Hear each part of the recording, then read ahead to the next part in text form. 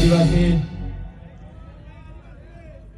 આજના યુનો દ્વારા ઘોષિત 13મી સપ્ટેમ્બર વિશ્વ આદિવાસી અધિકાર દિવસના આજના આ કાર્યક્રમમાં ઉપસ્થિત આદિવાસી સમાજના સન્માનીય આદરણીય નિવૃત્ત આઈએએસ આઈપીએસ તમામ અધિકારી ગણ જેમનો અવારનવાર આપણને સમાજના યુવાનોને માર્ગદર્શન મળી રહી છે એવા તમામ અધિકારીગણ, મંચસ્થ તમામ વડીલો, સાથે સાથે સામે ઉપસ્થિત તમામ ક્રાંતિકારી યુવાનો, માતા બહેનો અને તમામ સાથી મિત્રોનો આજના કાર્યક્રમમાં મારા સેવા જોહાર કરું છું, નમન કરું છું, પ્રણામ કરું છું.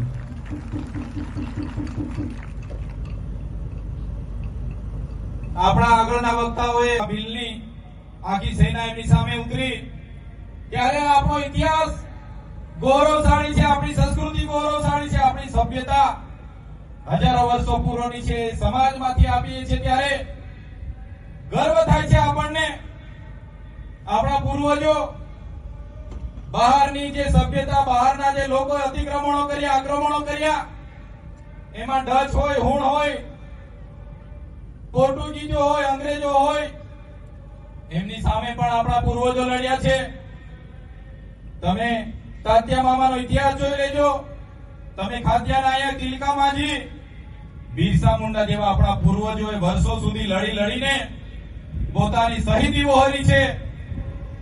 ગુરુ ગોવિંદગીરી 1500 આદિવાસીઓ સાથે સ્વાયત્ત રાજની માંગ કરી અને માનગઢ ધામમાં અંગ્રેજોની સેનાએ ગોળીઓથી એમને ભૂલી કાઢ્યા. ત્યાં આપણા 1500 આદિવાસી ક્રાંતિવીરો શહીદ થયા. છતાંય આપણા પૂર્વજોને જ્યારે ઇતિહાસમાં સ્થાન નથી મળ્યું ત્યારે આપણને દુઃખ થાય છે. તમે દેશની આઝાદીમાં આપણા પૂર્વજોનું આટલું યોગદાન હતું.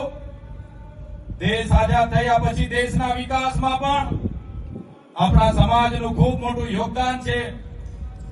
જ્યારે નર્મદા ડેમની વાત હતી, જ્યારે કરજણ ડેમ, કડાણા ડેમની વાત હતી, જ્યારે ઉકાઈ ડેમની વાત હતી, જ્યારે વિસ્તારોમાં રોડ રસ્તા કાઢવાની વાત હતી, ત્યારે આપણા વિસ્તારોમાં જીઆઈડીસી, જીએમડીસી લાવવાની વાત હતી, ખાણ ખનીજ માટે જમીનો આપવાની વાત હતી, દેશના વિકાસ માટેની વાત હતી. કાકરાપાર હોય કે તમામ જગ્યાએ આપણા આદિવાસી નું પાણી નથી, ગ્રામ સભાઓના પાવરો નથી, જળ અને જંગલો આજે છીનવાઈ રહ્યા છે, જમીનો આજે છીનવાઈ રહી છે. એના માટે આપણે રોડ પર ઉતરવું પડે છે. અનુસૂચિ 5 માટે, અનુસૂચિ 5 હોય કે પૈસા 1 માટે લડવું પડી રહ્યું છે.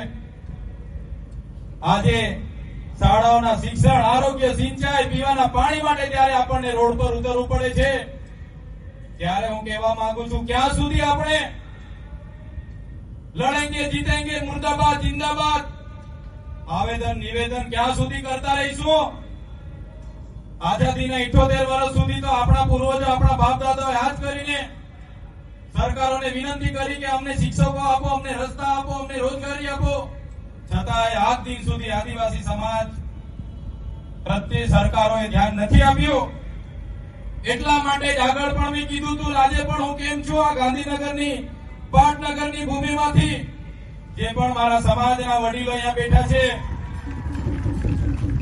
તે સમાજના વડીલોને હું વિનંતી કરું છું, અમારા જેવા યુવાનોને માર્ગદર્શન આપજો.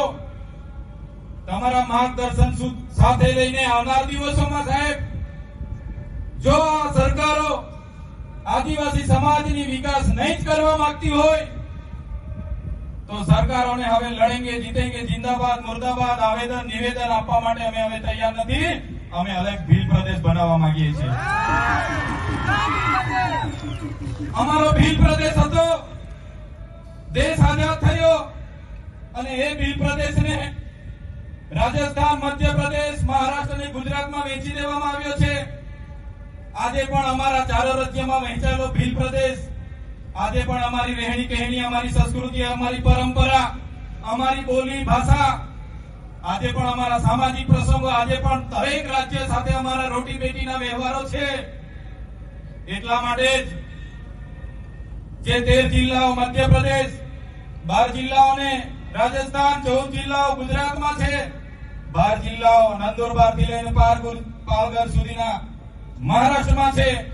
આજે પણ અમારા એકબીજા સાથેના નાતા જાતા રોટી બેટીના વ્યવહારો છે. ત્યારે અગર આ સરકારો આદિવાસીનો વિકાસ નથી કરવા માંગતી તો અમારો ભીલ પ્રદેશ અમે બનાવીશું, એની રાજધાની કેવડિયા બનાવીને અમે રહીશું. કેવડિયા એટલા માટે બનાવીશું સાહેબ, કેવડિયામાં આપણી ખૂબ મોટી જમીનો છીનવાઈ રહી છે. નર્મદા ડેમમાં આપણા ગામડાઓ વિસ્થાપિત થયા છે.